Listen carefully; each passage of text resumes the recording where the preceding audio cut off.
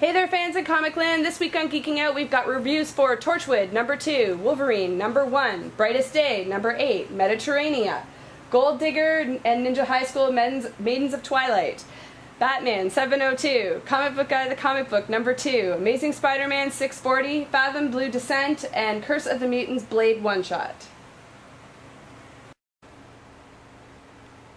Hi gang, it's Leila here from the Comic Connection with this week's comic book reviews. Goodness, it's been a really long time, so I have books from several weeks. There's 6 of them, so hang in. Let's go along for a big comic book ride. First up, we've got Brightest Day, number 8. This is by Johns, Tomasi, Reyes, Gleason, and Sayef. So in this one, Deadman, Hawk, and Dove learn that they have returned to pave the way for another. And Deadman races to consult Green Lantern with Dove in tow. John learns from McGann that he's not the sole survivor of his race, and Hawkman and Hawkgirl make some startling discoveries on Hawkworld. Wow, this was an awesome issue. I'm loving Brightest Day, at least the main series and the Green Lantern series. I'm wondering who the big target for Resurrection is, and even if it's someone who needs to be resurrected, I don't know, but obviously there's a reason why all these people are back, and it should be an interesting ride the rest of the way. Next up, we've got Comic Book Guy, the Comic Book, number 2 by Ian Boothby and John Delaney. In this one, the death of Comic Book Guy has sent shockwaves throughout the world. The internet is pulled by the government, a new person takes over the comic book store, much to everyone's dismay, and a cosplay war breaks out in the streets of Springfield. Oh, and Stan Lee makes an appearance. I gotta say, I love this book. It is so hilarious. It speaks to my inner geek, no nerd. No, whatever, it just speaks to me. It's really awesome. If you're not reading Comic Book Guy the Comic, why aren't you? Next up, we've got Amazing Spider-Man number 640 by Joe Quesada and Paulo Rivera. Now in this one, Aunt May is on the mend, having been saved by Peter's heroic CPR efforts, and the Kingpin is of course furious. A hitman is sent out after MJ and her family, and Peter begs Doctor Strange for help once again, and asks to take back his big reveal of his secret identity.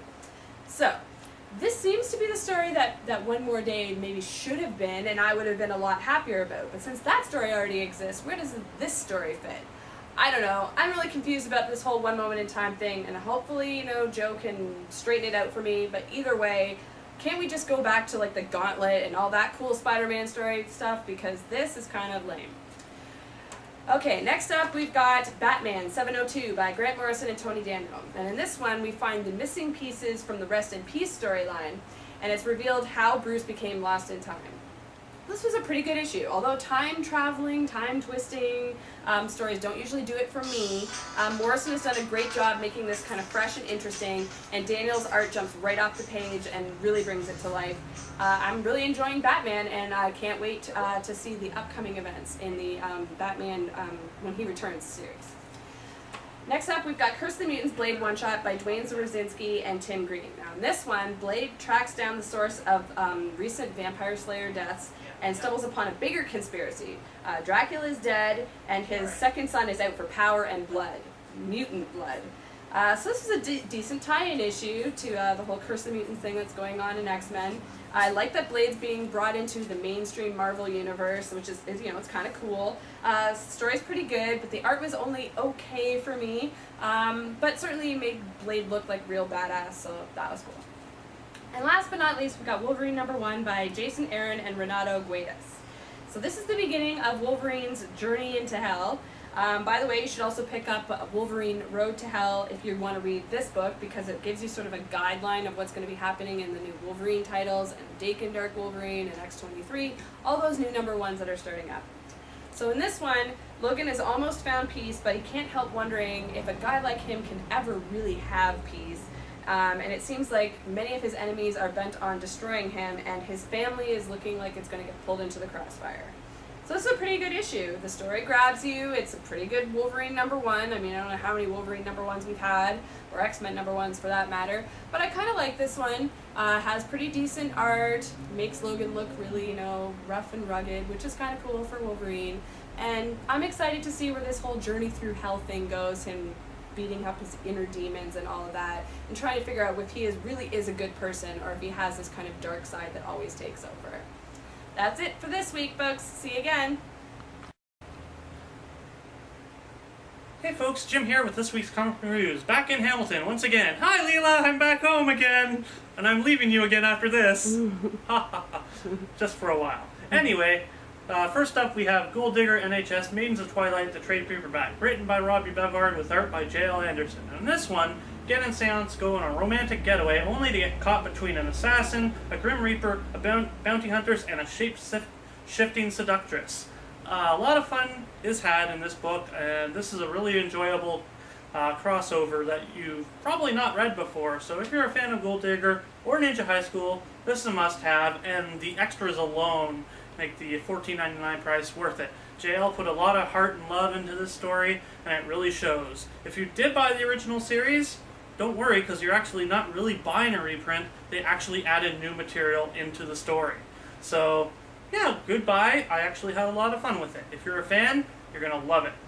Next up, Mediterranea, written by Gianluca Moni, with art by Alessandro Semi and Gianluca Macconi. And in this one, the story follows Aloncio on a journey to the city of Milos. But along the way, she has a horrible dream of a possible future and must be consoled by her lover, Alini. And when they finally arrive in Milos, the danger grows.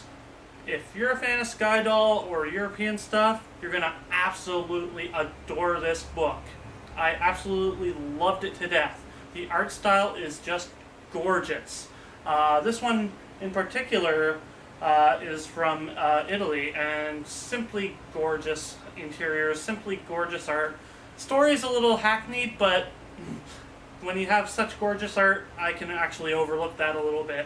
This is a really nice first issue. If you want to try something a little different, this will be for you. Next up, Fathom, Blue Destiny, #1, written by David Schwartz with art by Alex Sanchez. And in this one, memories of the past crash into the present as the secrets of Aspen's past are explored.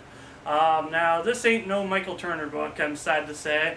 This art style is just, well, mediocre at best. If it were more styled after Michael Turner, then maybe I'd like it. I actually really do miss Michael Turner on this series. If you're an Aspen fan, though, it delves a little bit more into her past and her actual family and everything else. But unless you're a Fathom fan, you're probably not going to pick it up. But I do recommend it if you want to try at least something new, because let's face it, there's way too many Wolverine titles on the stands. And last but not least, Torchwood, #2, written by Brian Minchin with Paul Griest and Steve Ewell. And in this one, the Torchwood team has to deal with a zombie outbreak. But when it appears as though Jack knows one of them, will he be able to make a hard choice? Yeah, as the Torchwood team usually does, they have to make hard choices when it comes to different beings. And if you're a fan of Torchwood or Doctor Who, try this book out. It's actually not bad. I actually quite enjoyed it. The actual zombies do have hearts. They're not just remorseless killing machines, and it seems one of them might have had a little fling with Captain Jacket a long time ago. So, a little French fling. But, yeah, I actually had a lot of fun with this book. If you're a fan of Torchwood, check this one out. It's actually quite a good buy.